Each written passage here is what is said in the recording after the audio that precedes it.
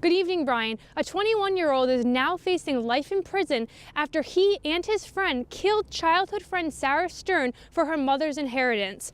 Liam McCatsney from Neptune City was convicted of many charges, some being first-degree murder, robbery, and conspiracy. He received help from now 21-year-old Preston Taylor, who was Stern's prom date in high school. Taylor has pleaded guilty and previously testified against McCatsney. Stern was killed 2 years ago after the boy strangled her for 30 minutes in her car and then drove her body to Belmare Bridge and left the car to look like it was a suicide attempt. McCatsney told a friend in a secret video that he had parked the car ready to throw her body over the bridge when 3 cars drove by and he had to put her body back in the car and wait.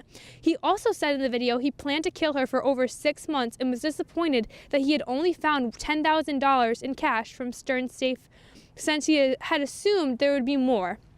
The police have yet to find her body, and McCatsney has maintained his innocence since he has been accused and did not take the stand at his own trial. Closing arguments were presented last week, and jurors started talking about it Monday morning. McCatsney will be sentenced on May 24th, and we will keep you updated as it comes to a conclusion. Live from New Jersey, Jensen Koppa, Q30 News.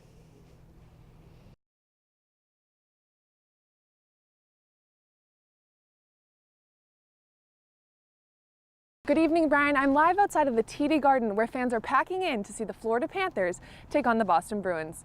The Bruins are looking to extend their 17-game point streak tonight. Going on a point streak like this is impressive, but especially after the injury of the Bruins' second leading scorer, David Pastrnak.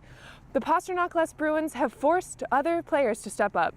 Left winger Jake DeBrusk is playing a big role in helping the team. The 22-year-old has 15 points in his last 10 games, with 8 goals and 7 assists. Another young gun capitalizing on his opportunity is Danton Heinen. He is currently filling Pasternak's position on the first line, alongside Patrice Bergeron and Brad Marchand.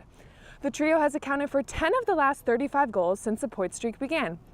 Pastrnak has been out of the lineup for the last 10 games. The right winger broke his thumb nearly a month ago after he tripped and fell leaving a team dinner. Pastrnak underwent surgery and is to be evaluated within the next 2 weeks. Although this point streak is impressive, it will be even more so if the Bruins can continue this hot streak as the regular season winds down and the playoffs begin. It will be interesting to see if head coach Bruce Cassidy wants to spice up the lines when Pastrnak comes back. Tonight, the only focus is on beating the Florida Panthers. Live in Boston, Kristen Altmeyer, News 8.